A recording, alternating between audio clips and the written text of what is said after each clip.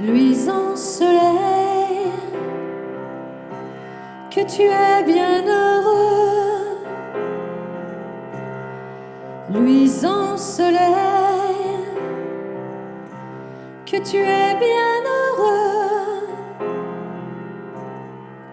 de voir toujours de t'amis la face.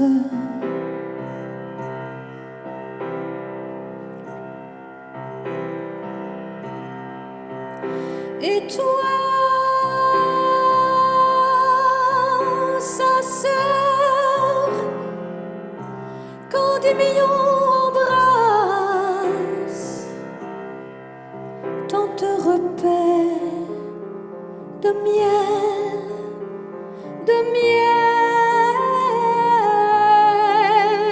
amoureux.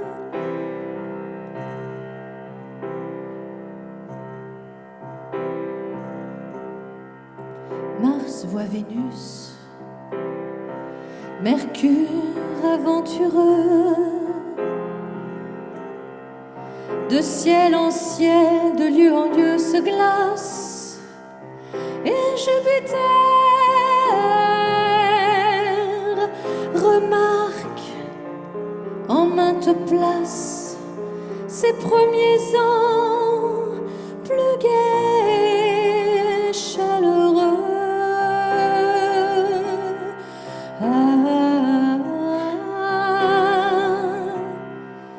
Voilà du ciel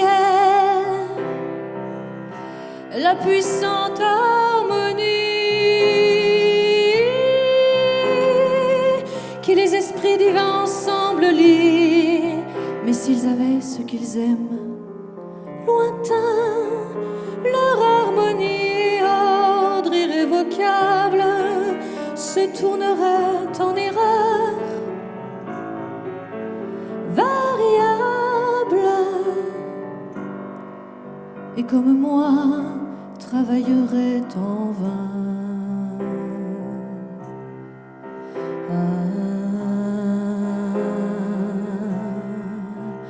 En vain.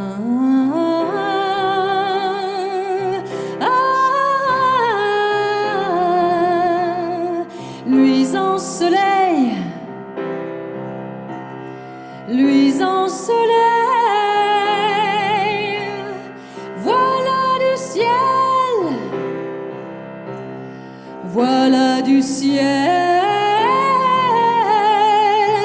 la puissante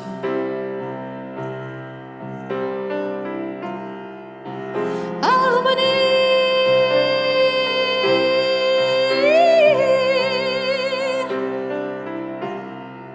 Puissante harmonie.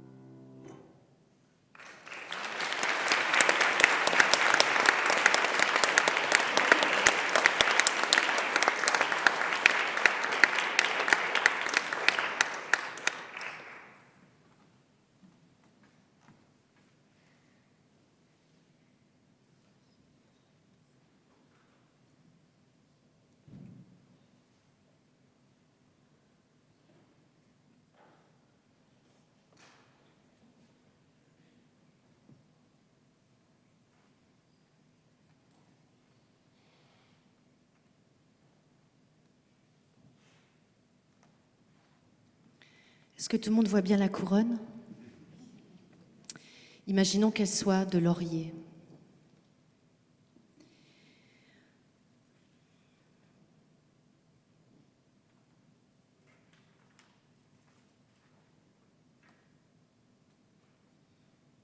Bonsoir. Je suis vraiment très, très, très émue, très honorée d'être ici ce soir. et de faire résonner les mots d'une autrice musicienne sous cette coupole chargée d'histoire et de lettres.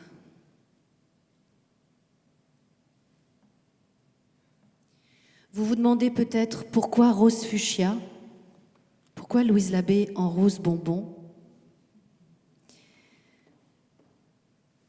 Quelle énergie elle me donne quand je la regarde, quand je la porte.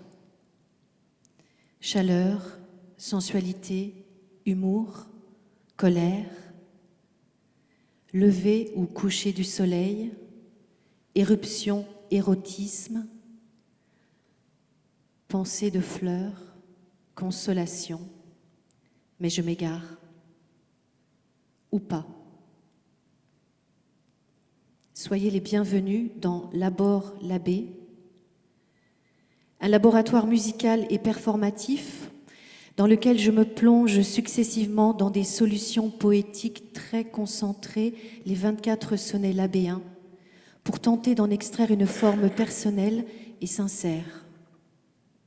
Pour commencer, j'ai joué le sonnet 22 et je vais poursuivre avec le sonnet 8. Pour beaucoup d'entre nous, ce texte, le sonnet 8, est l'une des entrées principales dans les sonnets de Labbé. En ce qui me concerne, il a été un véritable gate. Je l'ai traversé et n'en suis pas revenue.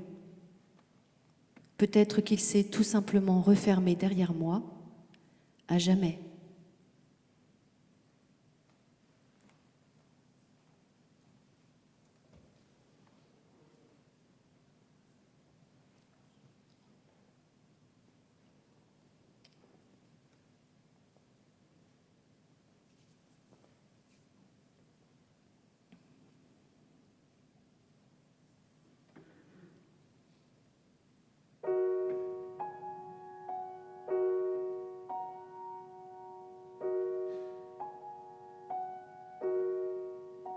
Je vis, je meurs, je me brûle et me noie. J'ai chaud extrême en endurant froidure. La vie m'est trop molle et trop dure. J'ai grands ennuis entremêlés de joie.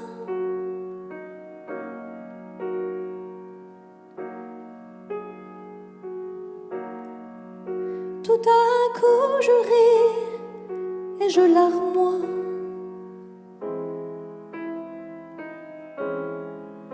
Et en plaisir ma griffe tourment j'endure.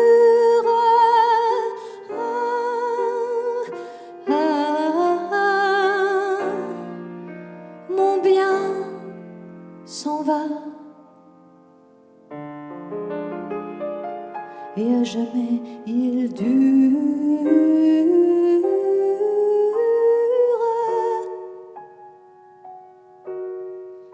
Tout en un coup je sèche et je verdoie.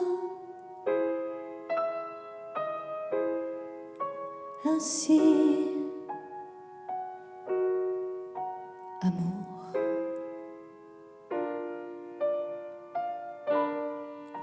Ainsi, amour, inconstamment me mène. Et quand je pense avoir plus de douleur, sans y penser,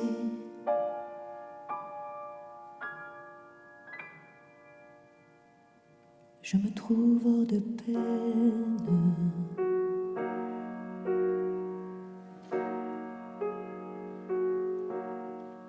Puis quand je crois ma joie être certaine et être au haut de mon désir et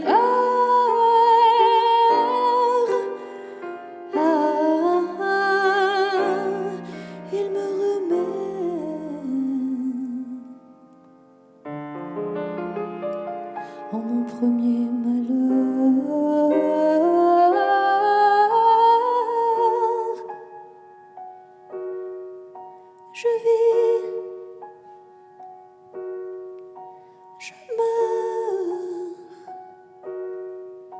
je vis.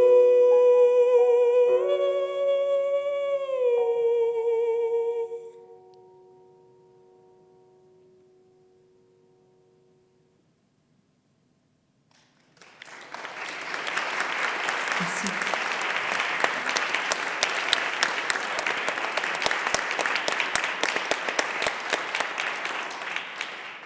Sonnet 9.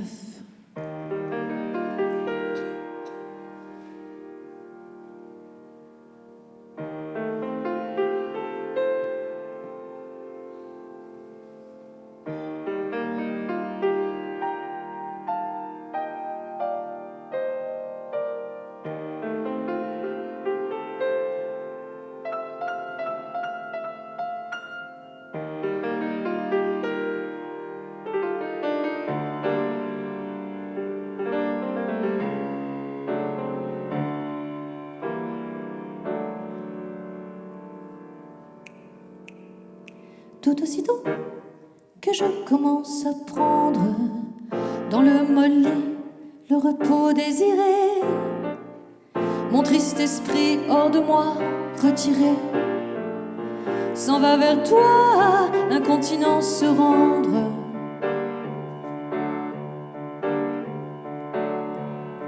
L'or m'est avis que dedans mon sein tendre je tiens le bien où j'ai tant aspiré et pour lequel j'ai si haut soupiré que de sanglots est souvent cuit défendre. Ah,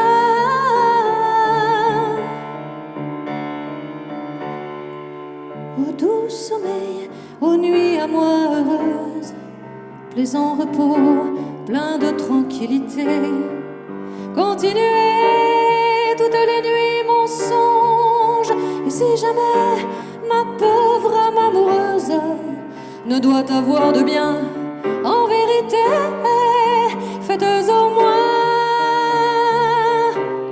qu'elle en est en mon songe.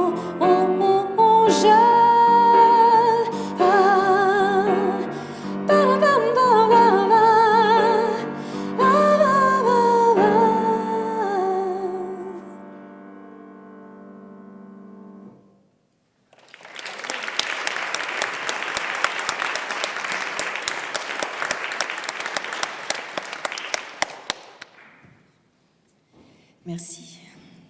On continue avec le sonnet 10.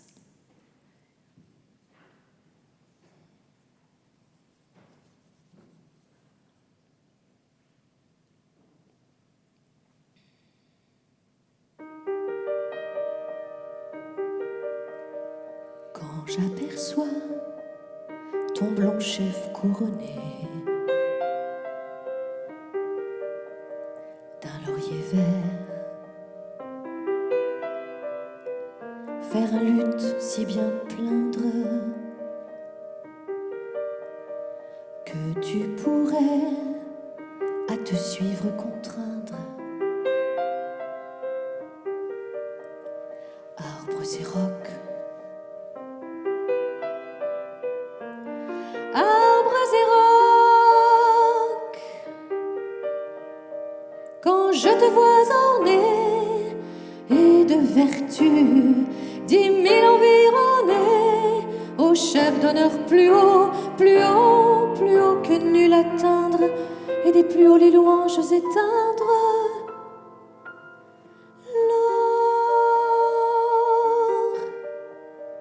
L'or dit mon cœur, en soi passionné,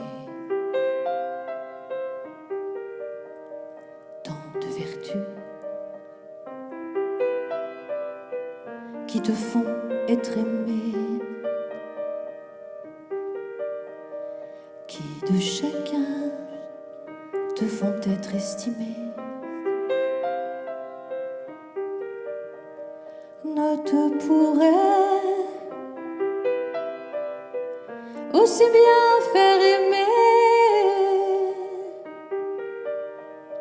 et ajoutant à ta vertu louable ce nom qu'un de maître pitoyable de mon amour doucement t'enflammer.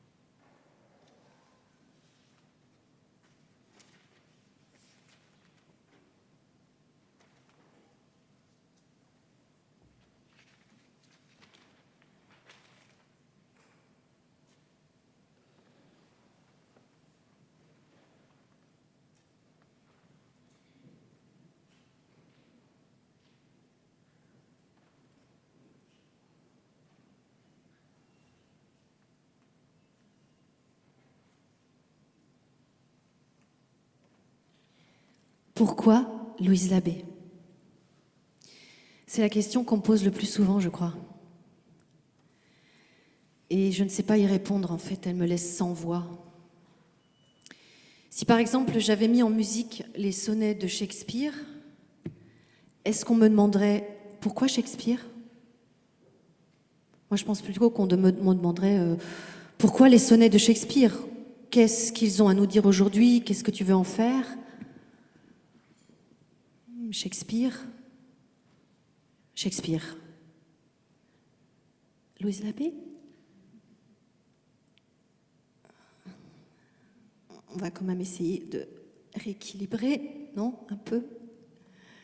Je vous propose qu'on enlève le pourquoi et qu'on transforme les points d'interrogation en points d'exclamation. Qu'est-ce que ça pourrait donner? Quelque chose comme Louise Labbé. Louise Labbé! Ou bien encore Louise Labbé, Louise Labbé, Louise Labbé, Louise Labbé. Quand j'y pense, je vis à Berlin et récemment j'ai rencontré une étudiante en théâtre de marionnettes qui fait son diplôme sur les textes de Louise Labbé en allemand. Et quand j'y pense récemment, on s'est rencontrés, on a pris un café ensemble. Elle m'a raconté ce qu'elle faisait sur les sonnets, en long et en large et en travers. Et à la fin de la discussion, je lui ai demandé « Pourquoi Louise Labbé ?»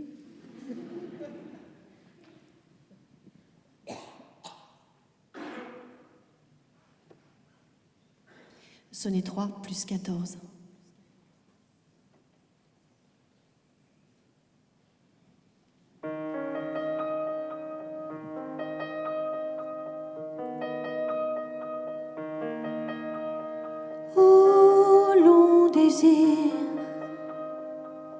Ô espérance vaine,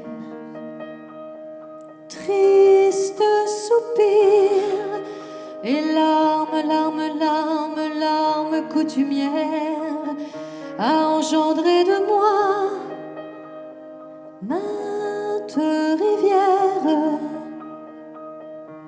dont mes deux yeux sont sources et fontaines, sources et fontaines, sources et fontaines.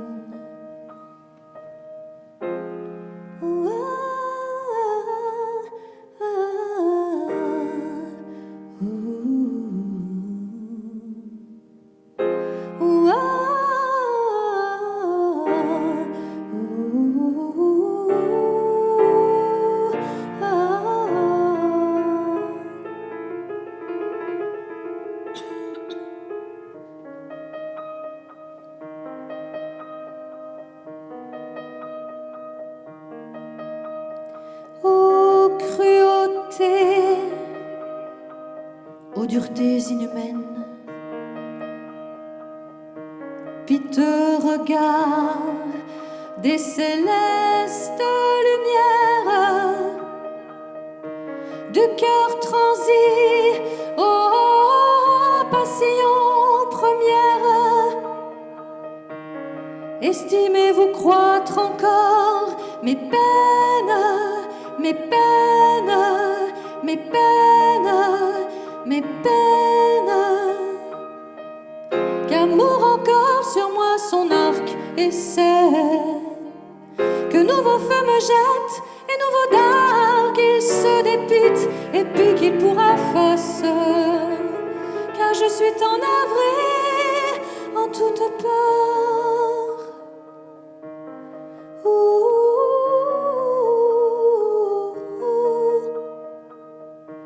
Que plus en moi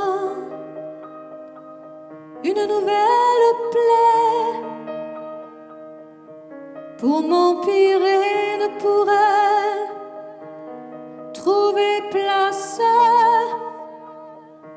au long désir, aux espérances vaines.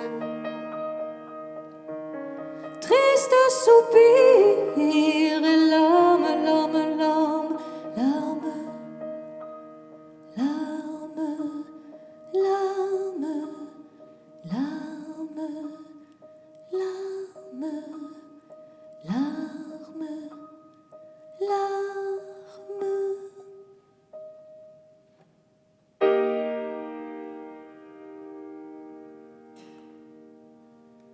Tant que mes yeux pourront larmes épandre à l'heure passée avec toi regretter, et qu'aux sanglots et soupirs résister, pourra ma voix et un peu faire entendre. Tant que ma main pourra l'écho de tendre, de mineur lutte pour tes grâces chanter, tant que l'esprit se voudra contenter de ne vouloir rien fort que toi comprendre. Je ne souhaite encore point mourir, mais quand mes yeux je sentirai tarir ma voix cassée et ma main impuissante,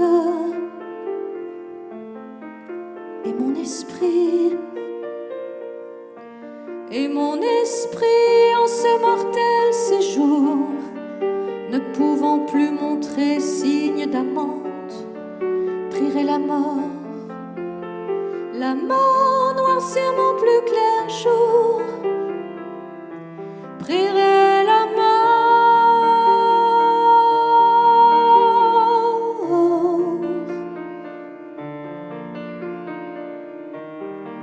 prierai la mort, noircir mon plus clair jour.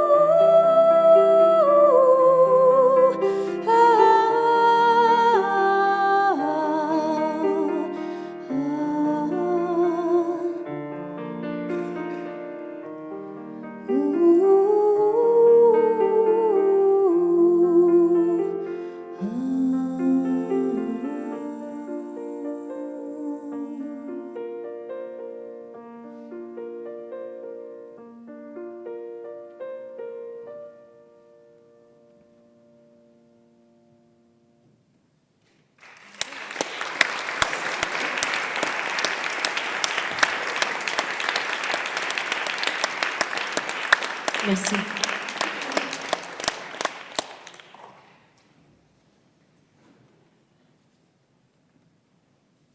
Sonnet 13.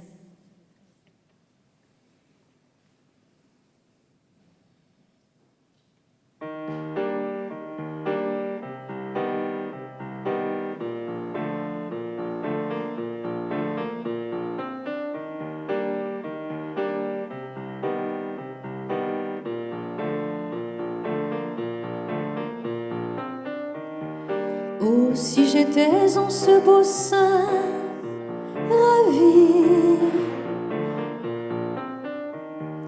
de celui-là pour lequel vais mourant,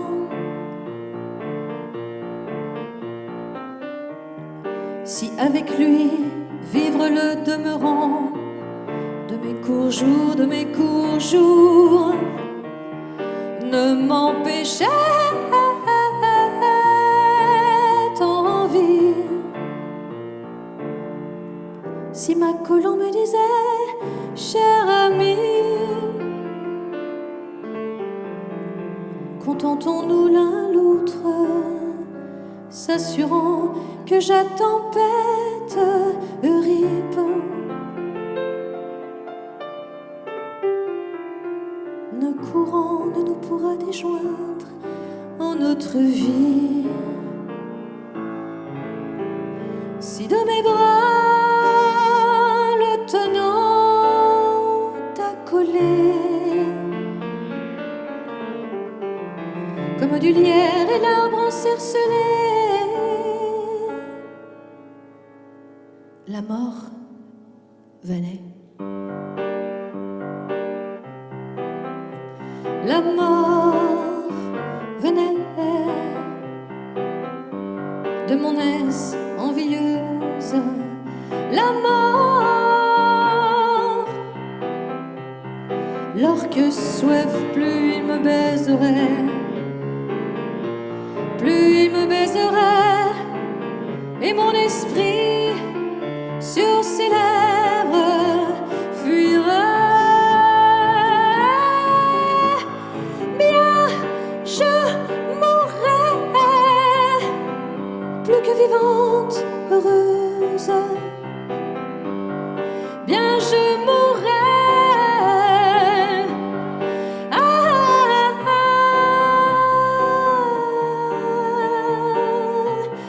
plus que vivante, heureuse, heureuse.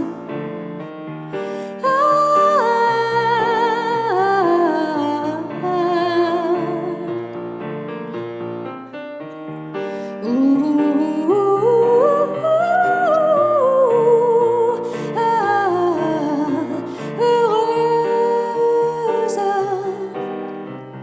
heureuse.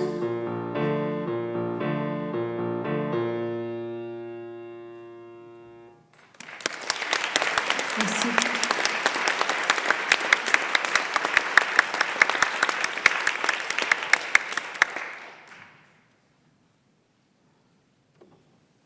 Sonnet 12.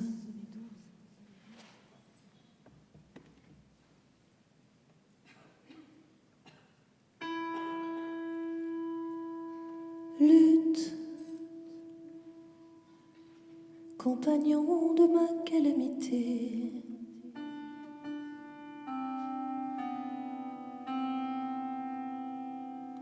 de mes soupirs, témoin irréprochable,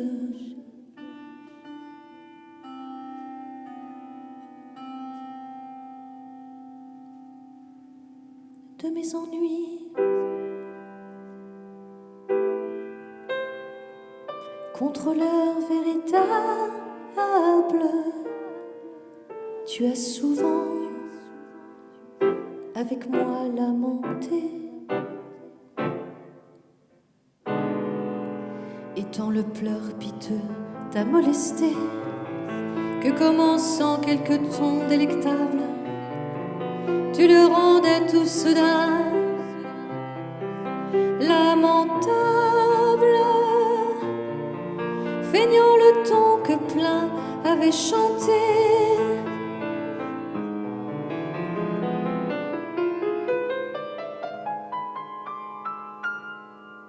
Et si tu veux efforcer au contraire, tu te détends. Et si me contre un terre, mais me voyant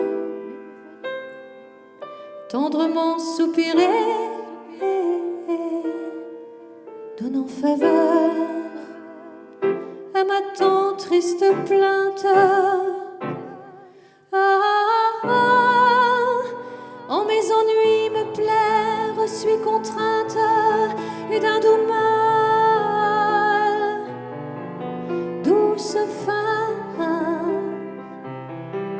douce fin, espérer et d'un doux mal, douce fin,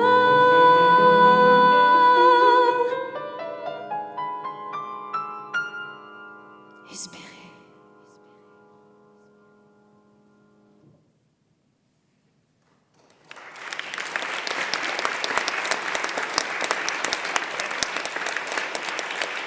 Merci.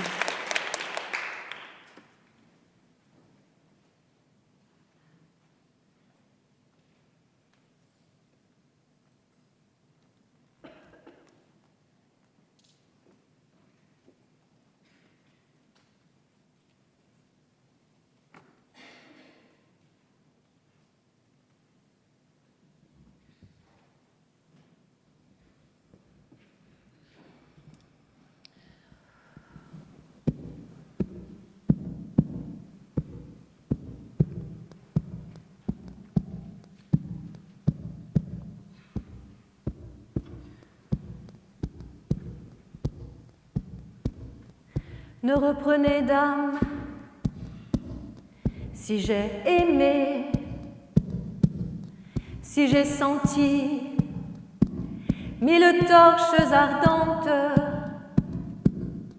1000 travaux, 1000 douleurs mordantes, si en pleurant j'ai mon temps consumé.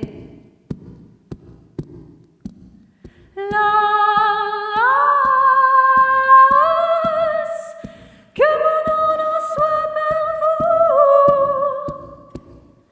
blâmé. Si j'ai failli, les peines sont présentes. Si j'ai failli, si j'ai failli, n'aiguisez point leur pointe violente.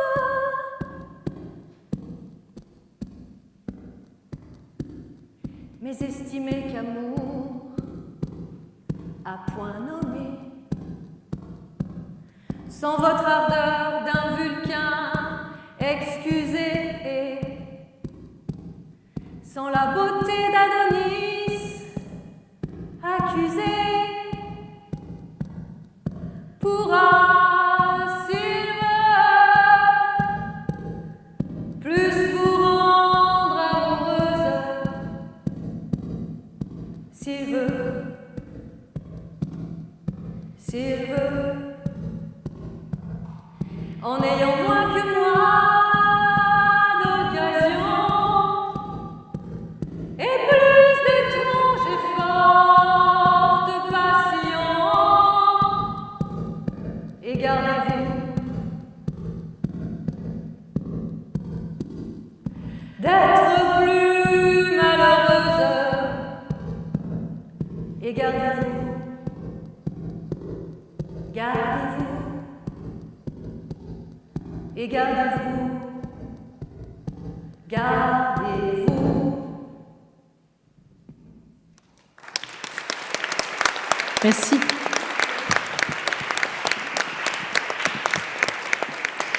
C'était une première ébauche du Sonnet 24 qui est encore en travail.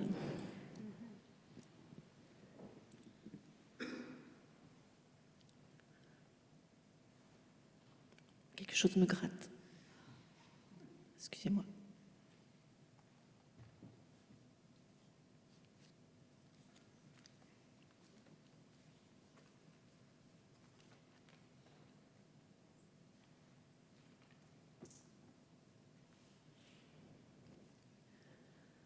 On parle aujourd'hui beaucoup du consentement. Il est vital, indispensable.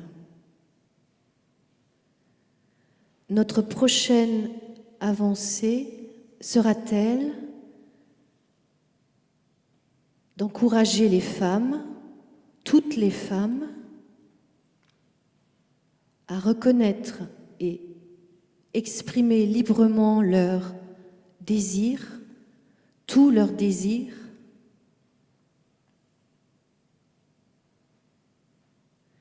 quand disparaîtra le mot salope des usages et des mentalités.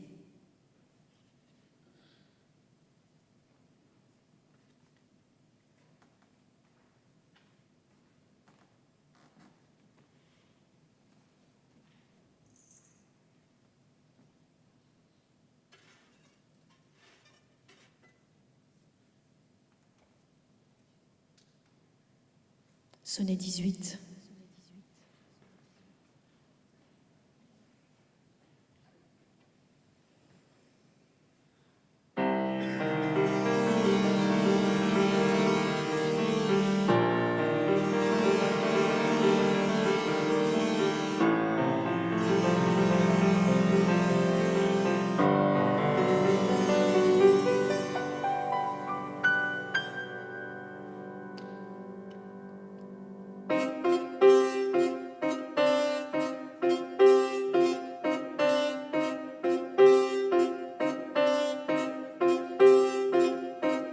Baise-moi encore, baise-moi et baise.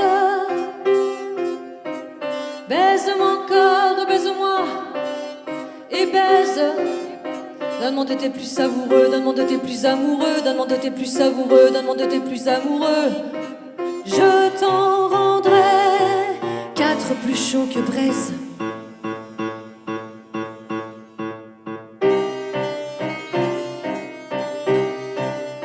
Laste peinture, ça que ce mage apaise en t'ordonnant 10 autres doucereux. Ainsi, mêlant nos baisers, tant heureux. Jouissons, jouissons, jouissons. Jouissons-nous l'un de l'autre à notre aise. L'or, double vie à chacun en suivra. Chacun en soi et son ami vivra.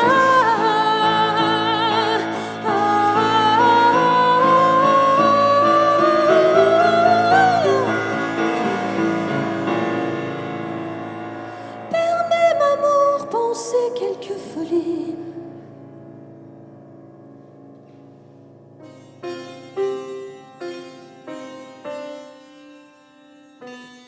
Toujours suis mal, vivant discrètement,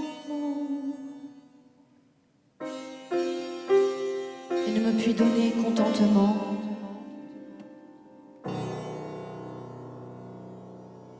Si hors de moi ne fait quelque saillie.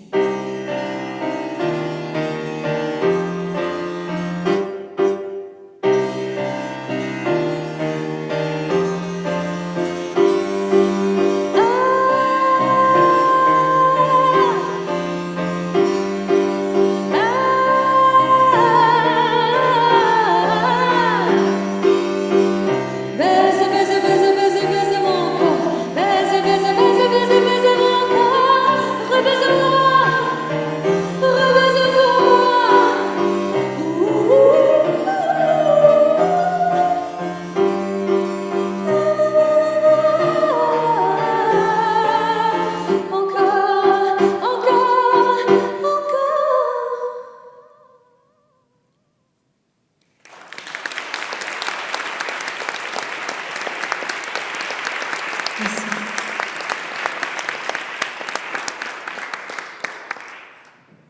Sonnet 2.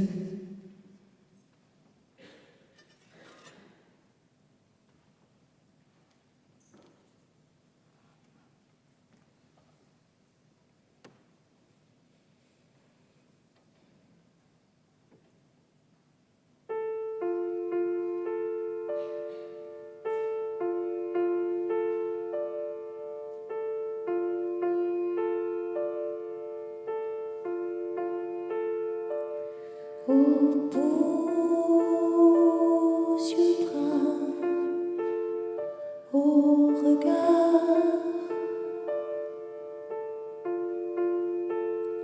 détourné.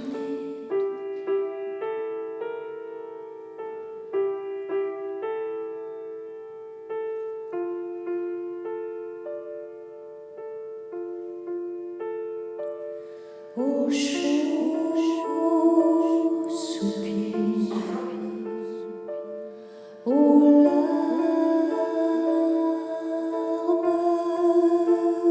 épandues,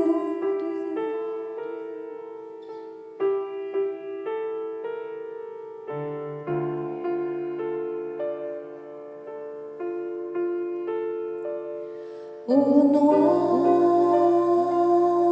nuits vainement attendues,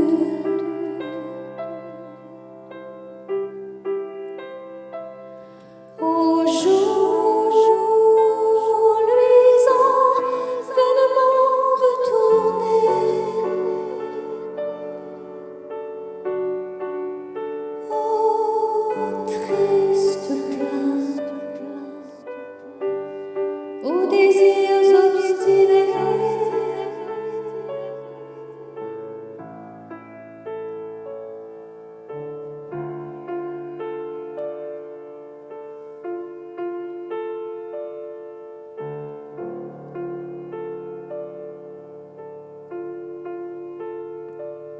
au temps perdu, aux peines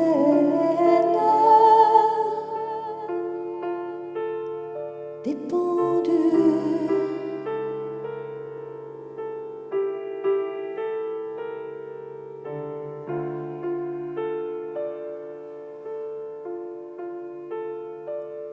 aux mille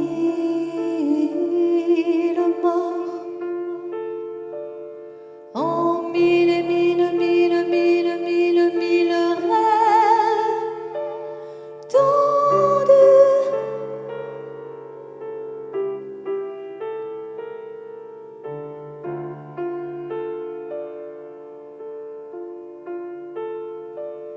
au pire mot contre moi destiné,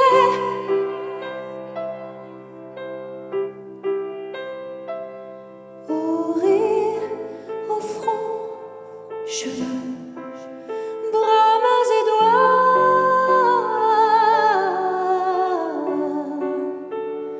aux luttes plaintives, viol, archet et voix.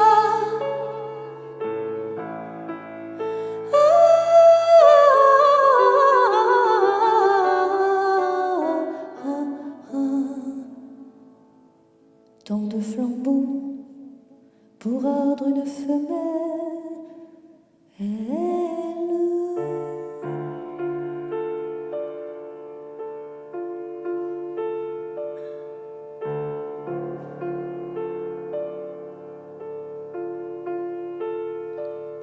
De toi me plains que tant de feu portant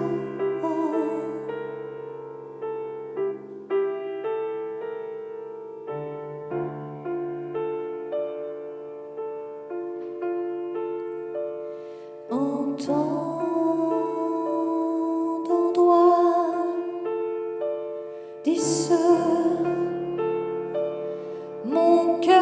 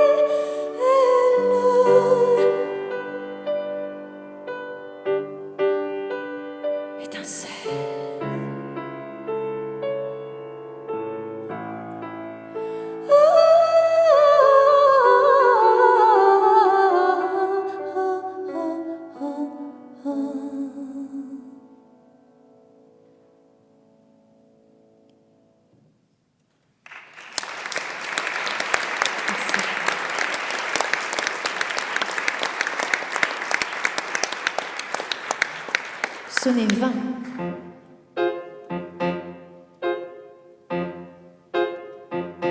Prédit me fut que de vers fermement un jour aimé celui dont la figure me fut décrite et sans autre peinture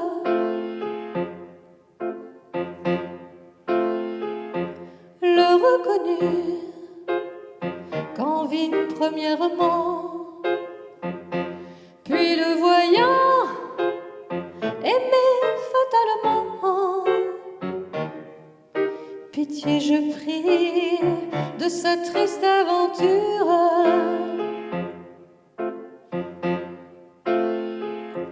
Et tellement je forçais ma nature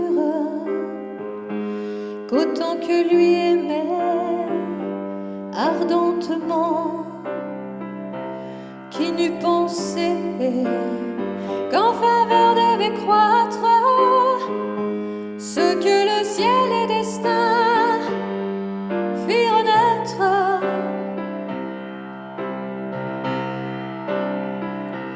Mais quand je vois si nébuleux après, vent si cruel et tant horrible orage, et tant horrible orage,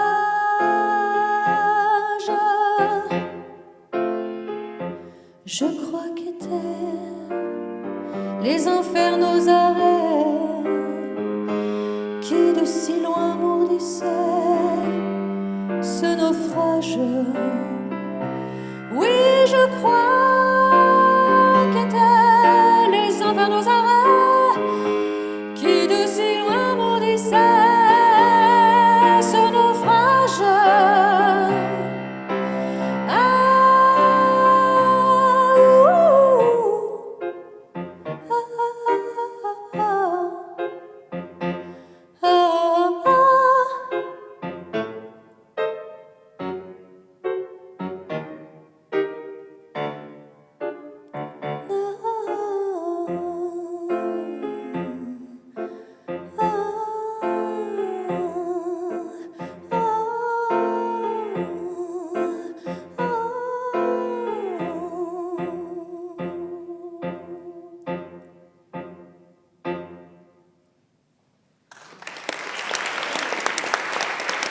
Merci.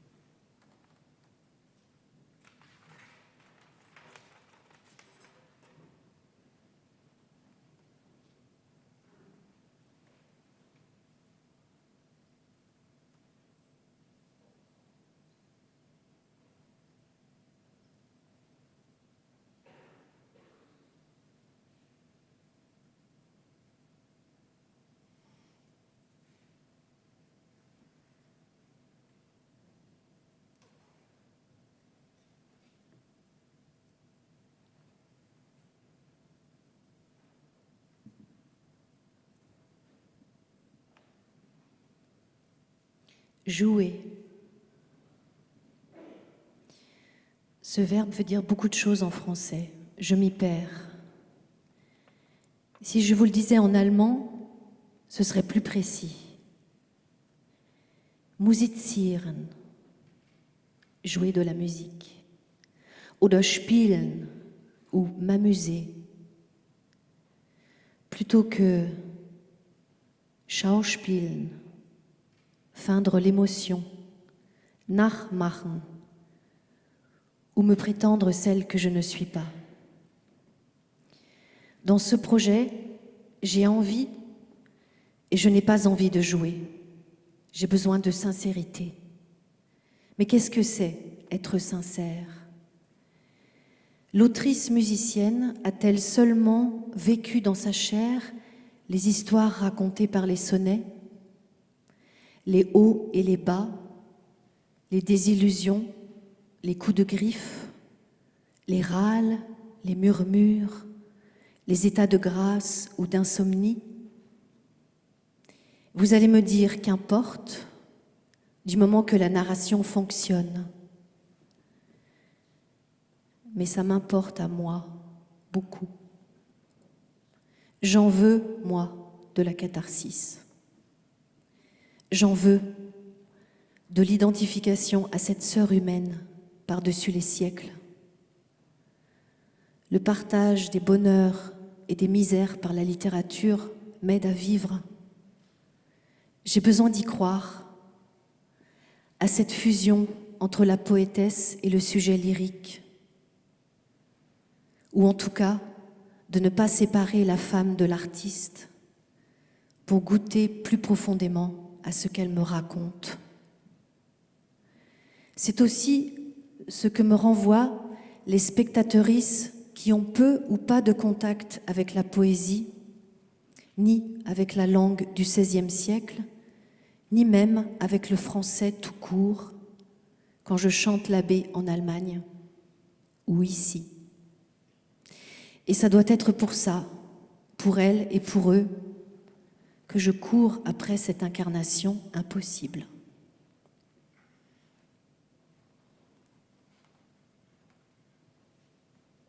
Pour finir, le sonnet 5.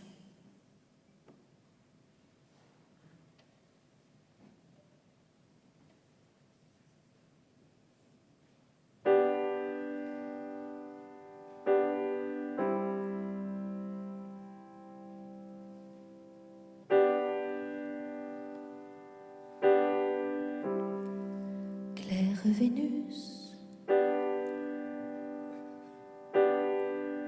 qui erre par les cieux,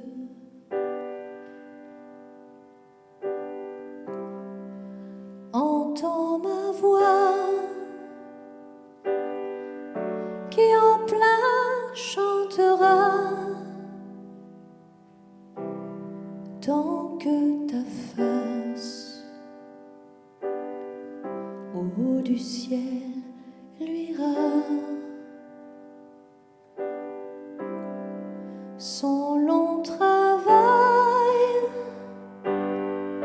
et soucis ennuyeux, oh, long travail,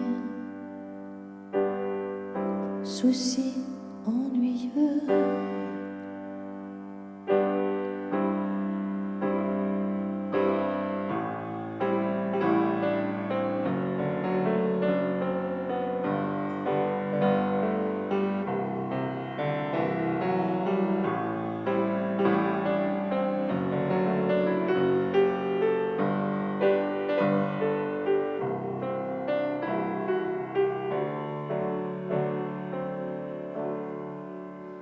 Mon œil veillant s'attendrira bien mieux, et plus de pleurs te voyant jettera mieux mon lit de larmes, baignera de ses travaux, voyant témoin tes yeux, travaux, témoin tes yeux,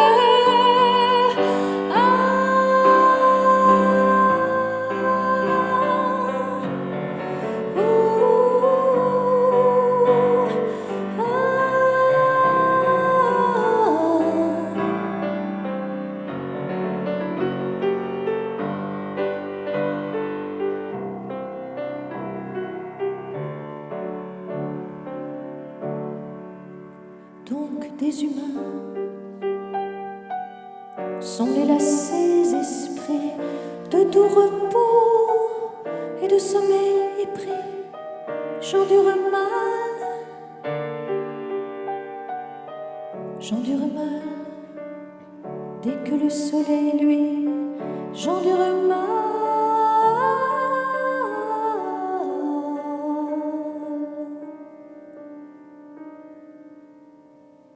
Et quand je suis quasi toute cassée et que me suis mise en mon lit lassée, crier me faut mon mal toute la nuit à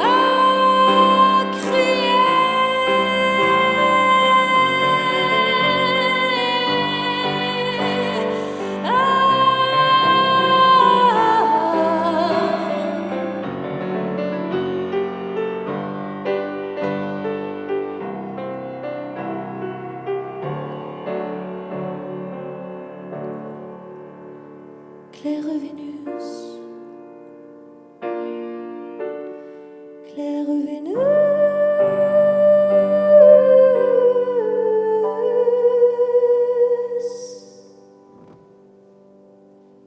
merci beaucoup.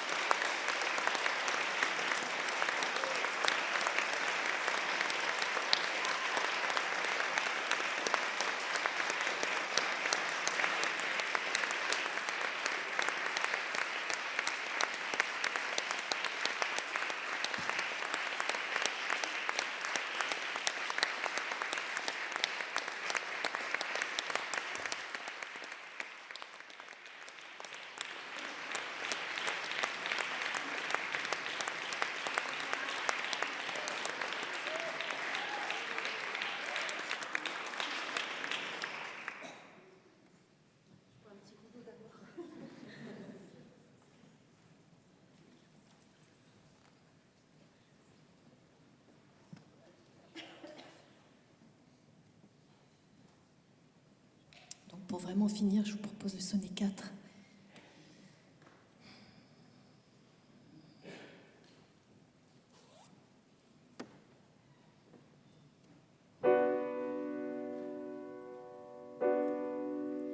Depuis qu'amour cruel empoisonna. Pardon, je reprends. Je suis déconcentrée maintenant. Je regarde mes doigts quand même.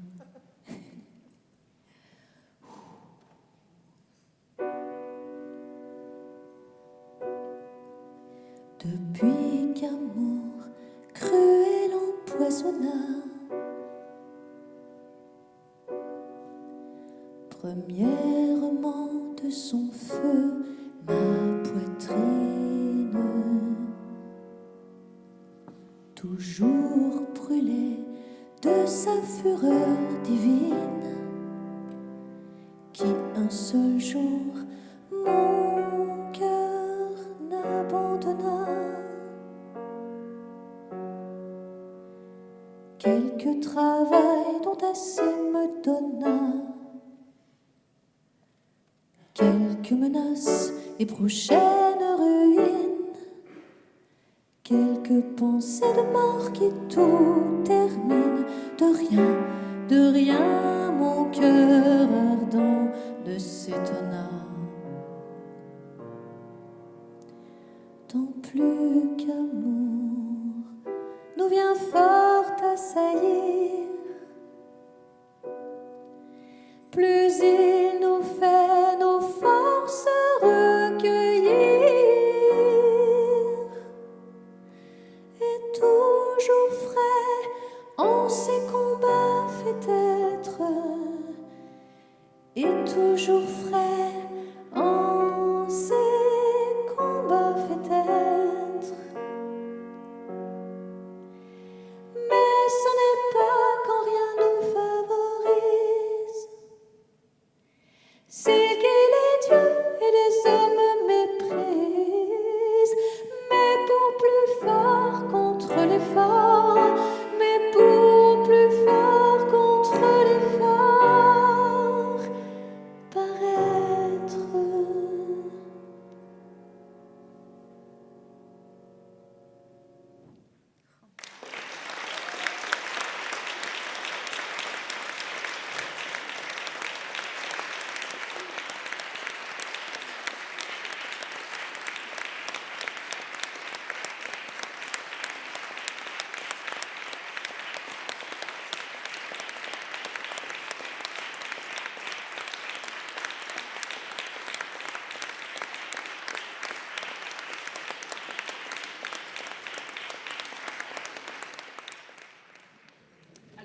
Si vous voulez bien, on va simplement faire un échange très rapide, parce que c'est presque dommage d'ajouter des mots après la musique.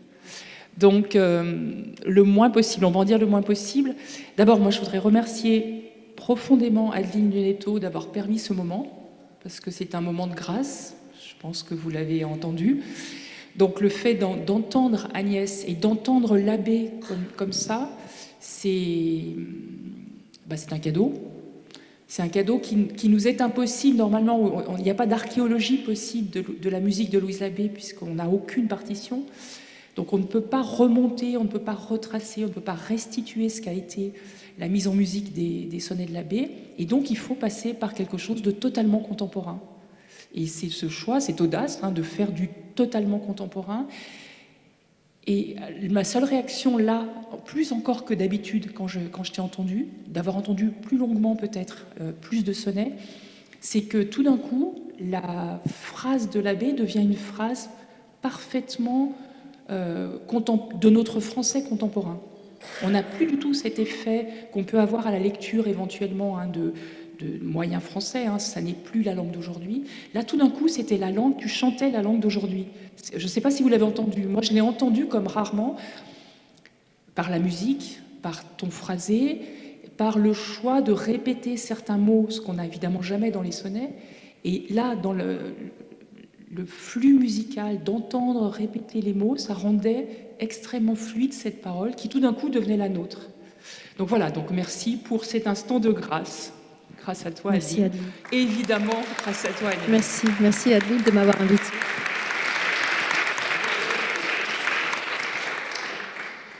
Et donc, si on veut juste lancer deux ou trois idées, la mise en musique au XVIe siècle, c'est une mise en musique qui se fait de manière répétée, c'est-à-dire que, par exemple, pour les sonnets de Ronsard, dont on sait qu'ils ont été mis en musique par de très grands musiciens contemporains de la Renaissance, les Jeannequin, les Goudimel, etc., les Certons, ils faisaient un schéma type qui pouvait servir à chanter beaucoup de sonnets. Donc avec un schéma musical, on chante 10, 20, 30 sonnets. Et donc c'était la première question. On a bien entendu que chaque sonnet a sa mélodie, chaque sonnet a son atmosphère surtout. Est-ce que tu imaginerais de chanter plusieurs sonnets sur la même mélodie ? Ben non, je crois pas, parce que c'est un peu, ça rejoint ce que tu disais juste avant, la phrase. Moi je l'entends dans une langue d'aujourd'hui. En fait, la première fois que j'ai lu « Je vis, je meurs », je l'ai entendu « Je vis, je meurs, je me brûle et me noie, j'ai chaud extrême, en endurant froidir ». Je l'ai entendu vraiment comme si c'était aujourd'hui. Et c'est une scansion très différente, ou c'est une mélodie très différente de « Si j'étais en ce beau sein ravi ». Et en fait, non, je pourrais même pas du tout m'imaginer. En revanche, en travaillant, j'ai toujours plusieurs, enfin pas toujours, mais pour plein de sonnets, j'ai des versions différentes avant de me fixer sur une. Parce que je tourne autour, en fait, mais il n'y en a pas une qui pourrait ressembler à l'autre, non. Je les entends quand je les lis, et en fait, je les relis à ma façon de parler et à ce qu'on parle aujourd'hui, et donc je crois que ça ne serait pas possible, non. Mais c'est incroyable de se dire ça, en fait. On pourrait en chanter 30 avec la même mélodie, ouais. Mais je pourrais essayer, en fait, je pourrais essayer comme expérience d'en prendre une des mélodies et de passer les autres sonnets sous cette mélodie, ouais. Oui, parce que l'intérêt du spectacle que tu nous as montré, fait entendre, c'était justement cette variabilité. Or, quand on lit les 24 sonnets, quand on lit ce petit canzonière, il n'y en a pas un qui ressemble à un autre. Donc évidemment, l'idée qu'on puisse les chanter de façon, sur un timbre, chanter plusieurs sonnets, ça paraît impossible. En fait, avec Labbé, ça paraît impossible. Alors, autre réaction à chaud aussi sur ce qu'on a entendu, évidemment, tu fais une lecture politique. Par 2 ou 3 interventions que tu as ajoutées à Labbé, c'est clair qu'on en fait une lecture politique. Et je crois que ça aussi, c'est la force du texte de Louise Labbé, qui interpelle les dames à plusieurs reprises, et en particulier dans ce fameux sonnet final, ne reprenez dame si j'ai aimé, et gardez-vous d'être plus malheureuse surtout, la mise en garde contre le malheur. Donc cette lecture politique, elle est appelée par le texte, elle est appelée par l'épître, la fameuse très grande épître qui ouvre le livre et qui détermine la lecture de tout ce qui suit, du débat, des élégies et des sonnets. Et donc cette lecture politique, si je l'ai bien entendu, bien sûr c'est une lecture féministe, mais c'est une lecture du désir assumé. Non pas du consentement au désir de l'autre, parce que c'est pas ça évidemment, hein, l'amour, c'est pas consentir au désir d'un autre, c'est consentir à son propre désir. Et je crois que c'est ça qui est le plus choquant chez l'abbé, qui fait que sans doute elle a eu la réputation qu'on sait, c'est qu'elle dit mon désir. C'est la fin du sonnet 21, hein, rien ne me saurait accroître mon désir. C'est le dernier mot, et tu l'as fait entendre dans le sonnet 18 qui est magnifique, ou dans le sonnet 13. C'est peut-être les plus beaux d'ailleurs. Enfin, je ne sais pas comment vous avez réagi en termes de mélodie. Le 13, hein, cette façon que tu as de le chanter de façon très, très particulièrement rythmée, ou bien le 18 aussi, évidemment, font entendre cette parole féminine exorbitante, hein, une femme qui dit son désir que rien ne peut déterminer d'autre qu'elle-même. Elle est la seule à pouvoir savoir ce qu'est son désir. Hein. C'est le sonnet 21. Aucun critère, aucun des canons de la beauté ne pourrait déterminer son désir. Voilà, donc lecture politique, oui, on te suit bien sûr sur cette lecture politique. Et puis troisième réaction sur ce que tu as dit que tu avais envie de croire contre cette espèce de soupçon littéraire, hein, qui fait qu'on ne peut pas assimiler l'autrice au jeu lyrique. Mais tu as montré le feuilletage, en fait, tu nous as dit ce qu'était le feuilletage lyrique, hein, c'est qu'il y a une autrice qui parle à travers un jeu qui n'est effectivement pas totalement elle, mais quand même largement elle, et que ce jeu rencontre notre jeu de lecteurs, de lectrices, d'auditeurs et d'auditrices, et que c'est ce feuilletage, la poésie lyrique, c'est ça, hein, c'est quand il y a un frissonnement de superposition entre un jeu octorial, un jeu lyrique, qui est une forme à la fois vide et pleine, qui n'est pas autobiographique, et le jeu de celui qui est en train de lire le poème, et quand c'est un poème d'amour, évidemment, qui s'identifie au poème d'amour. Et donc c'est ça, bien sûr que c'est tout ça, le lyrisme, plus la vraie dimension lyrique, c'est-à-dire la musique, évidemment, hein, ce qui est lyrique, c'est ce qui est musical. Et toi, tu nous as donné tout ça à la fois, cette idée qu'on peut superposer toutes ces identités et les fusionner dans ce moment de grâce qu'est la musique. Alors, peut-être une dernière question sur la forme sonnet, puisque tu n'as mis en musique que les sonnets, pas les élégies. Alors le débat, c'est autre chose évidemment en prose, hein, mais les élégies auraient pu être mises en musique. Donc est-ce que tu y as songé ? Oui. Mais d'abord, je veux finir les sonnets, parce que j'aime beaucoup aussi mettre en musique la prose. Enfin, les élégies, c'est pas de la prose, mais la prose, par exemple, j'ai beaucoup aimé mettre en musique quelques poèmes en prose de Baudelaire, parce qu'il y a de toute façon une musique à l'intérieur. Et donc, en fait, je pense que je m'y plongerai après. Oui, j'ai très envie de continuer, de voir ce qui vient après. Ouais, parce qu'il y a quand même des passages. En fait, les sonnets, j'ai pas pu. J'y suis rentrée tout doucement, c'est pour ça que je parle aussi du sonnet 8 qui m'a aspiré dedans. Le prochain, celui qui m'a aspiré ensuite, c'était le sonnet 18. Et je crois que c'est vraiment ça qui m'a frappée aussi, cette dimension qui, en fait, n'est toujours pas atteinte aujourd'hui. Pour nous, les femmes, la liberté de désirer aussi fort que les hommes désirent, en tout cas de l'exprimer et de le montrer et de le vivre. Et donc en fait, j'avais des îlots comme ça de sonnets qui me semblaient très clairs et que j'avais envie de mettre en musique. Et petit à petit, voilà, j'ai attrapé les plus compliqués. Après, pour moi, par exemple, le sonnet 22, qui n'est pas encore tout à fait fini, mais avec lequel j'ai commencé le concert, au départ, me parlait pas beaucoup parce qu'il est plus abstrait, avec l'invitation de la mythologie, etc. Et alors, il faut du temps. Et je pense que pour les élégies, ce sera, si un jour je les mets en musique, ce sera le même processus, parce qu'il y a des morceaux qui me parlent déjà vraiment très fort. Et d'autres, pour l'instant, je vois pas encore. Donc voilà. Et puis il faudrait penser à la forme aussi, parce que là, c'est une forme de chanson qui passe très bien avec les sonnets. Les élégies, c'est différent. Je pense que ce serait plus une forme peut-être qui rappellerait la musique contemporaine ou classique. Enfin, pas par forcément la forme musicale, mais en tout cas la forme, la longueur, la durée, l'étirement. Voilà, on verra.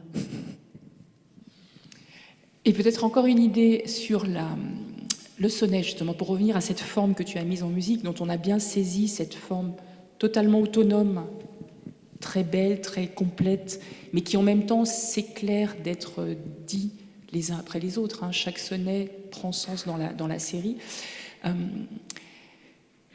Une critique italienne a écrit un livre sur Louise Abbé qui s'appelle « Le sens qui résonne ». Et il me semble que c'est... Alors c'est une critique très formaliste de la forme sonnet. C'est Chiara Sibona qui a écrit ce livre dans les années 80, « Le sens qui résonne ». Et il me semble que le sonnet, c'est ça, c'est du sens, c'est-à-dire quelque chose d'extrêmement rationnel, d'extrêmement pensé, d'extrêmement maîtrisé, mais qui n'a de force qu'en résonnant, c'est-à-dire en devenant musical.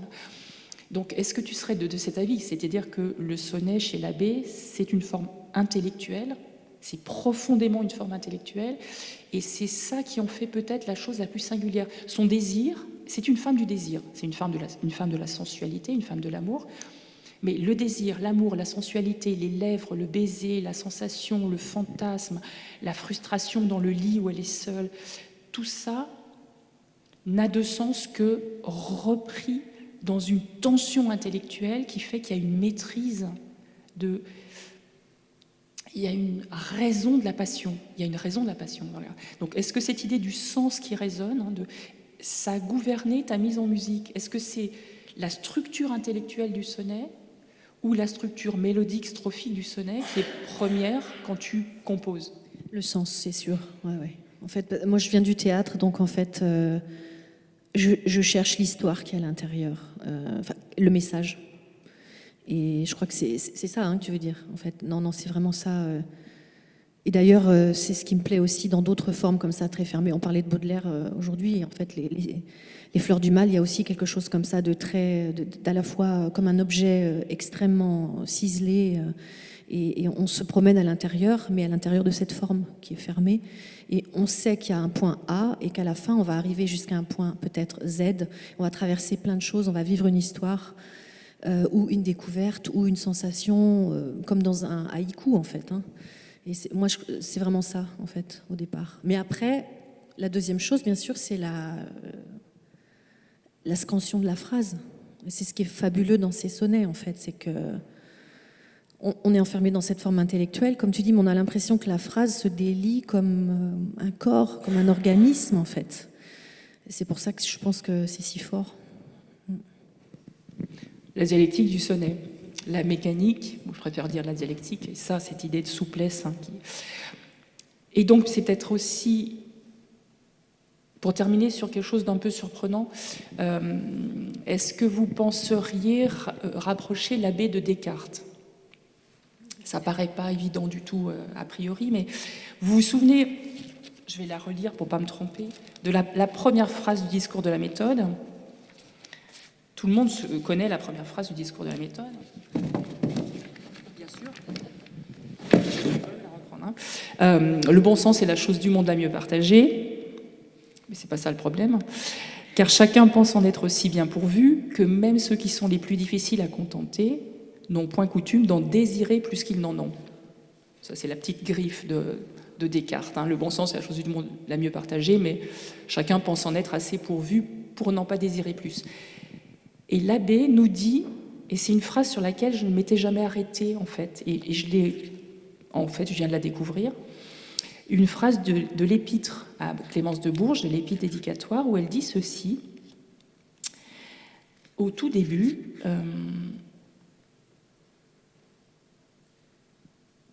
Si j'eusse été tant favorisé des cieux que d'avoir l'esprit grand assez pour comprendre ce dont il a eu envie, je servirais en cet endroit plus d'exemples que d'admonitions. Vous savez, c'est cet aveu d'humilité. Elle voudrait être un exemple, elle ne peut qu'être une incitatrice à écrire pour les femmes. Mais elle dit, vraiment c'est ça qui est important, qu'elle voudrait avoir l'esprit grand assez pour comprendre ce dont il a eu envie. Donc, elle, contrairement à Descartes, à ce que dit avec ironie Descartes à l'ouverture du discours de la méthode, elle désire de l'intelligence. Il y a aussi ça dans le désir de Labbé, ce n'est pas qu'un désir érotique, ce n'est pas qu'un désir amoureux, c'est le désir d'avoir un esprit plus grand. Et je trouve que c'est d'une puissance, ça aussi c'est d'une puissance, et ça nous oblige toujours à ramener la raison à côté de la passion, pas contre, jamais contre, hein, c'est jamais la raison contre la passion, la raison avec la passion. Et il n'y a rien de plus parfait que le sonnet pour que faire fonctionner ensemble raison et passion, désir d'intelligence, désir de comprendre et audace de désirer. Et il me semble que c'est ce que tu nous as montré merveilleusement. Et j'ajoute, j'allais oublier, aujourd'hui nous sommes le 11 janvier 2024, donc c'était le jour du concert d'Agnès, mais c'est aussi le jour de la sortie d'une biographie de l'abbé, aujourd'hui même, donc par Élise Rachenbach, Louise Labbé, La rime féminine, petite mise au point sur ce qu'on sait de neuf sur cette vie de l'abbé, et on sait de plus en plus de choses qui nous disent de plus en plus de choses, de plus en plus la femme extraordinaire qu'était Louise Labbé. Donc merci Agnès. Merci d'avoir été là. Merci. Merci Michel.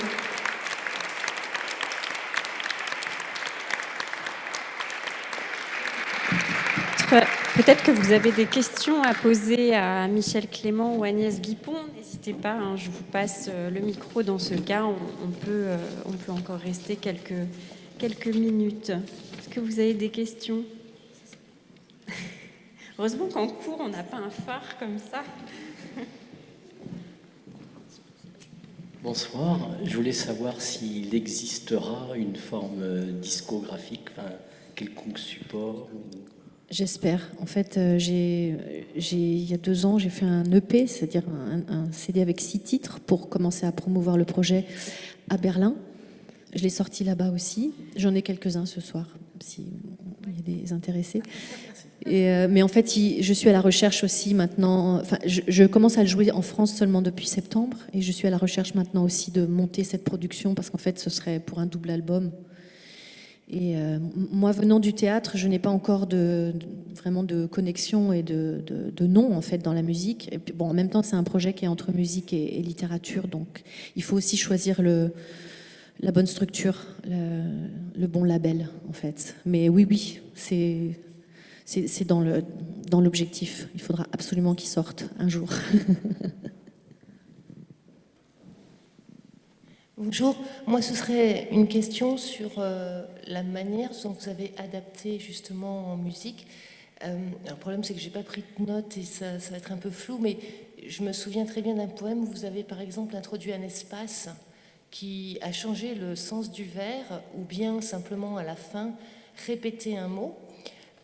Répéter un mot qui parfois était le mot le plus fort à vos yeux, en tout cas je l'ai interprété comme ça.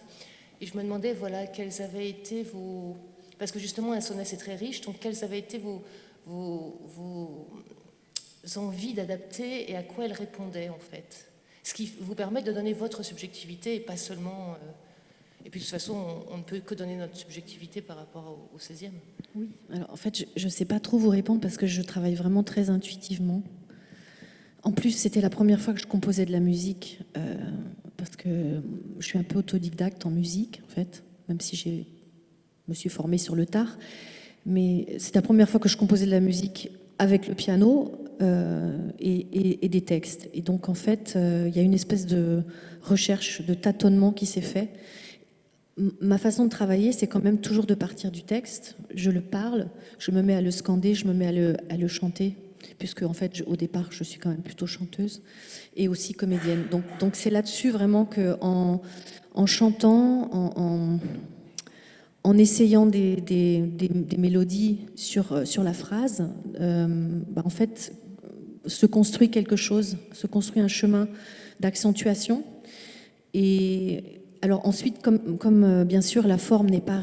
Il y a souvent 2 quatrains et 2 tercets, donc si j'étais dans la forme chanson, il y en a quelques-uns en fait où j'ai strophe, refrain, strophe, refrain.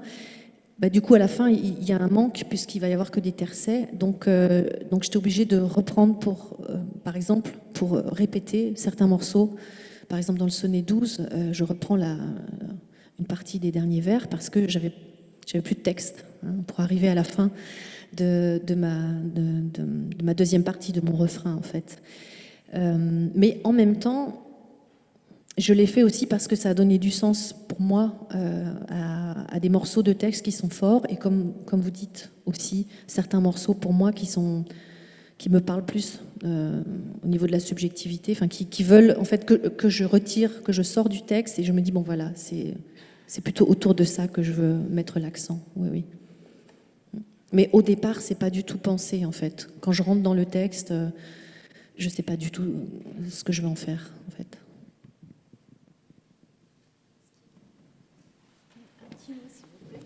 Vous avez parlé au début du spectacle de laboratoire Labbé.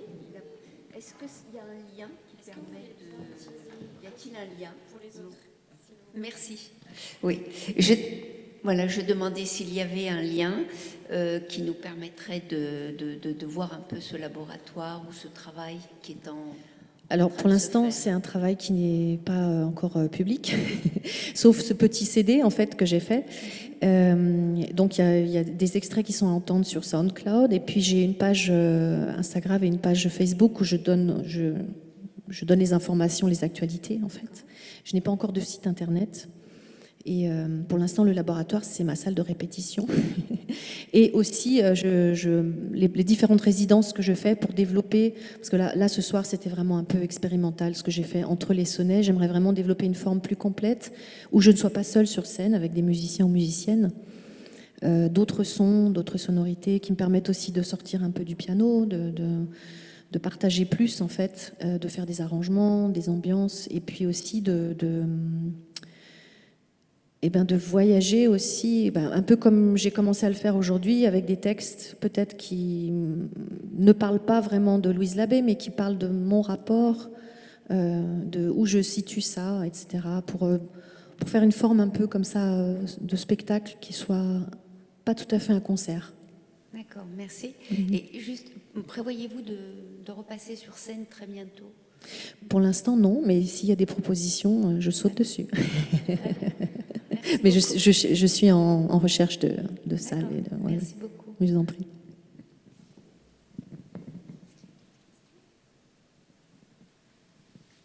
Non, il n'y a pas d'autres questions. Donc, merci encore à Agnès Guipon et Michel Clément d'avoir toutes les deux fait le voyage depuis des contrées lointaines. On peut saluer aussi Élise Reichenbach, l'autrice de la biographie de Louise Labbé, qui est parmi nous ce soir. Et puis merci à vous d'être venus si nombreuses et si nombreux pour ce concert que je vous ai annoncé il y a déjà quelques temps. C'est fait, et puis ça n'était absolument pas décevant. Merci. À toutes et tous.